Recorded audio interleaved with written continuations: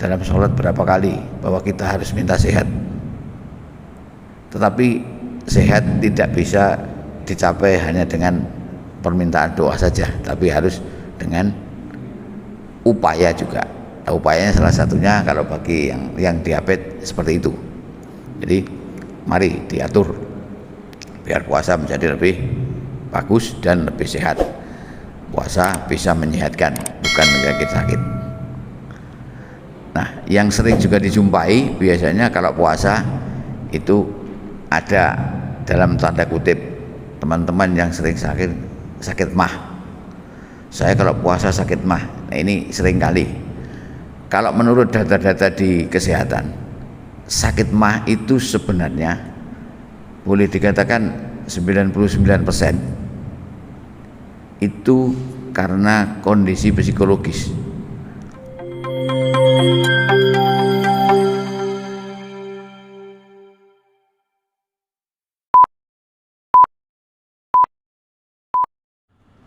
Assalamualaikum warahmatullahi wabarakatuh. Alhamdulillahirabbil alamin. Asyhadu an la ilaha illallah wa asyhadu anna Muhammadar Rasulullah. Allahumma shalli ala Muhammad wa ala Muhammad kama shallaita ala Ibrahim wa ala Ibrahim. Barik ala Muhammad wa ala Muhammad wa barik ala Ibrahim wa ala Ibrahim fil alamin innaka Hamidum Majid. Jamaah salat subuh yang saya hormati, seperti biasanya hari Senin kita akan bincang-bincang ringan tentang kesehatan jasmani.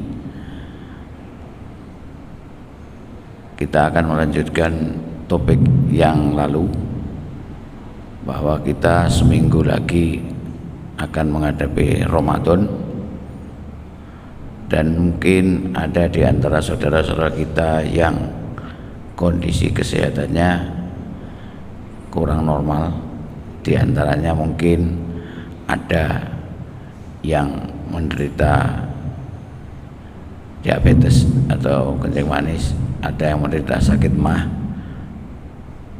Mungkin ada beberapa hal yang bisa dilakukan terkait dengan bagaimana harus melakukan ibadah sholat, ibadah puasa Ramadan.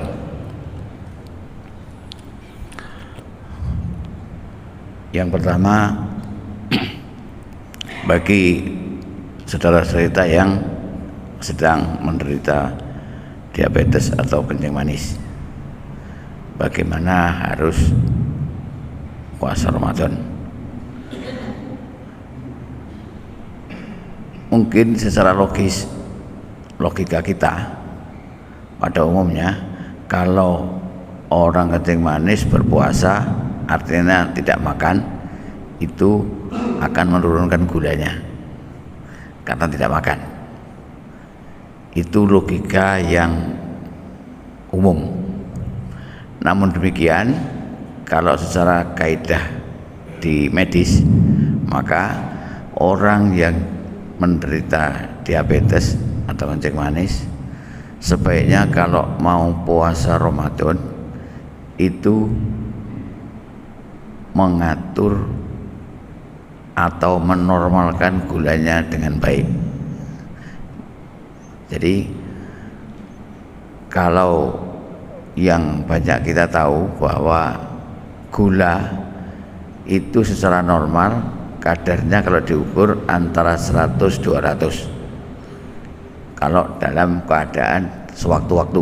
Jadi memeriksa gula darah sewaktu-waktu tanpa puasa, tanpa perlakuan tertentu, itu antara 100-200. Namun ini seringkali dalam tanda kutip dimanipulasi. Artinya orang yang sakit diabetes kalau mau diperiksa, dia memperbaiki makannya, diperbaiki sehingga seolah-olah gulanya menjadi baik. Padahal setiap saat tidak selalu seperti itu. Oleh karena itu, kalau bisa memang ini agak sedikit mahal pemeriksaannya. Yang diperiksa itu saat ini adalah HbA1c. HbA1c yang sebenarnya bisa di rumah sakit juga bisa, di beberapa lab juga bisa. HbA1c. HbA1c ini yang paling bagus itu kalau kadarnya 6,5. Mungkin kalau dari saudara-saudara kita yang menderita diabetes itu kalau bisa sampai 7,5 itu bagus banget sudah.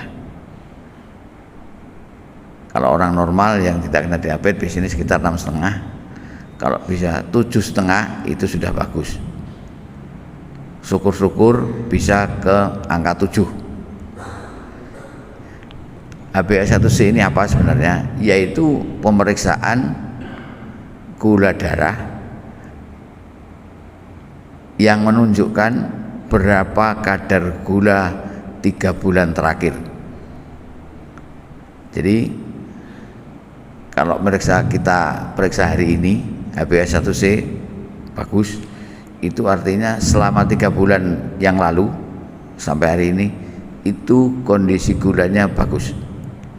Tetapi walaupun kadar gula darahnya bagus, misalkan 150, tetapi HbA1c-nya itu 9 atau 10, itu artinya selama 3 bulan terakhir sehari-hari dari waktu ke waktu, jam ke jam itu tidak normal.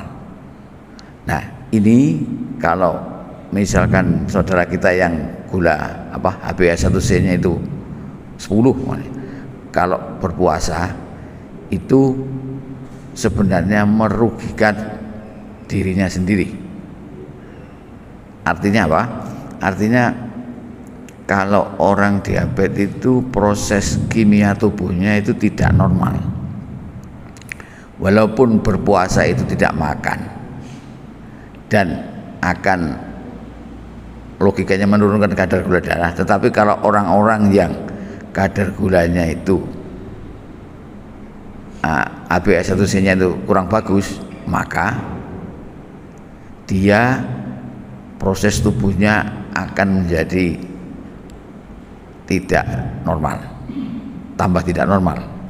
Artinya apa? Artinya kalau kita itu secara normal energi, jadi tenaga kita itu pada 4 jam pertama itu diambil dari gula.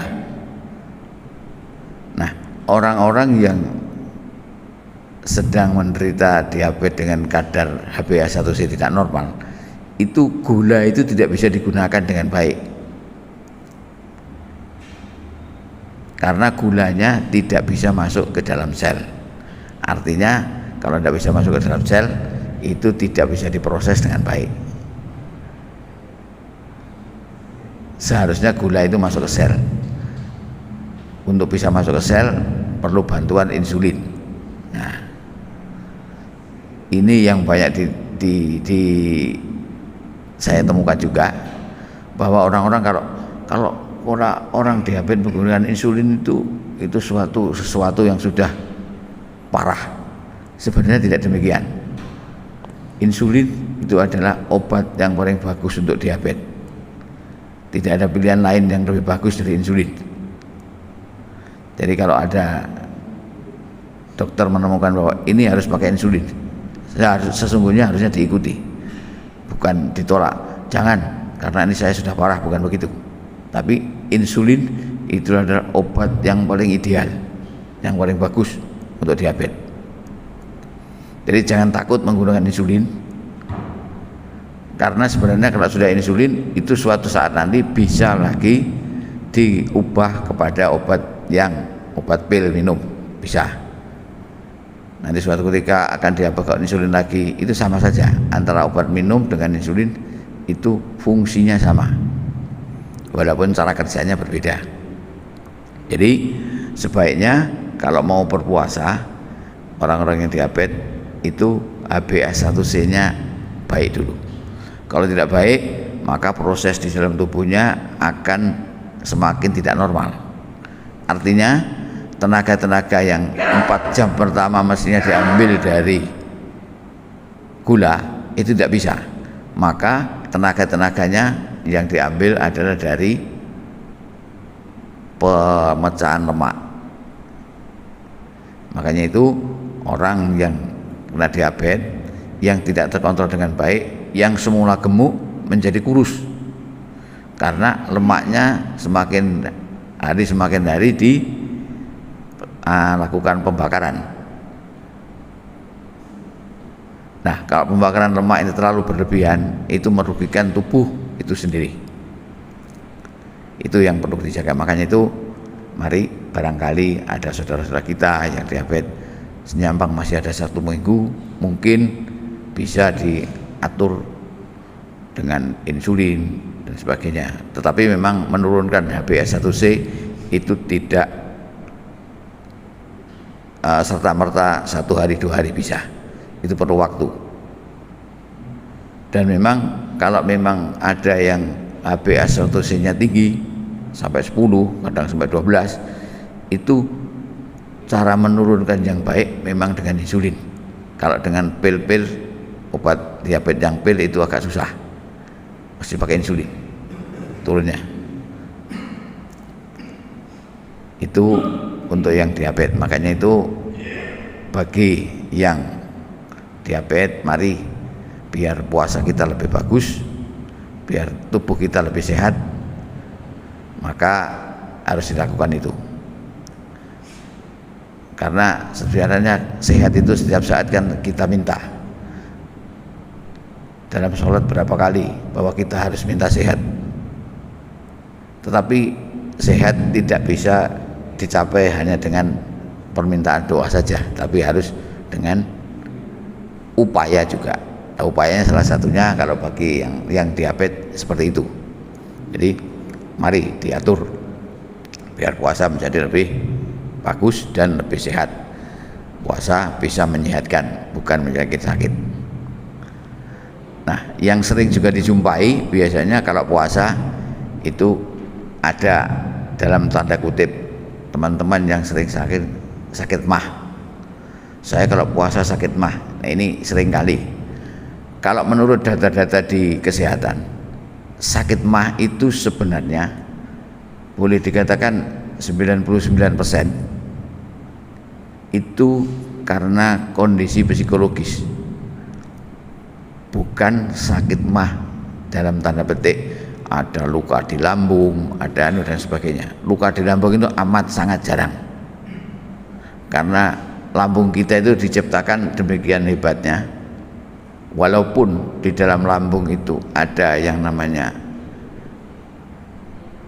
cairan asam.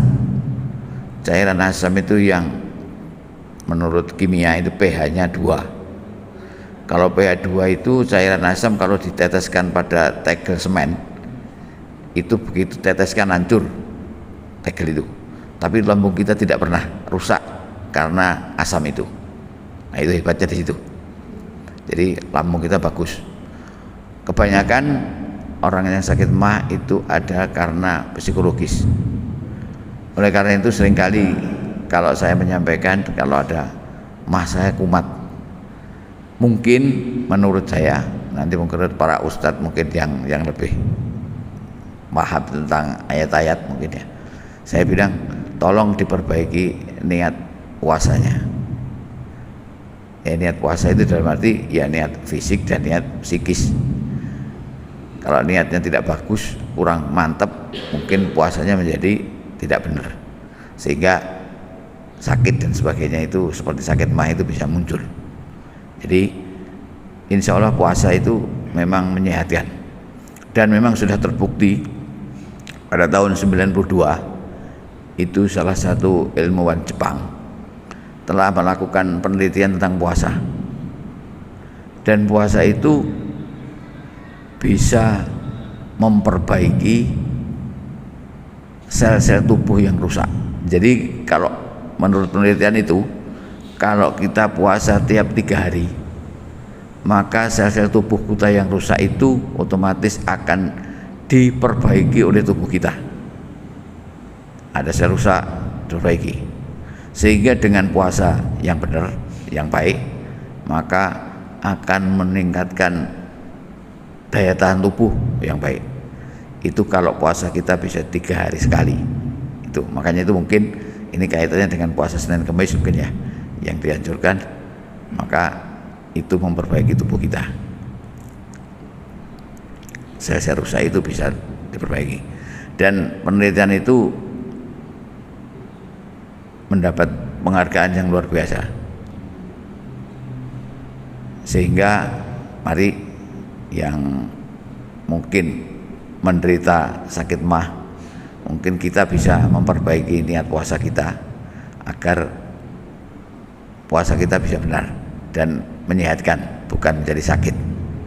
Adapun kalau memang benar-benar kita sakit, memang tidak dianjurkan puasa, tetapi dengan harus melakukan sedangkan bayar fidyah dan sebagainya, yaitu adalah kaidah-kaidah di dalam syar'i yang harus dilakukan.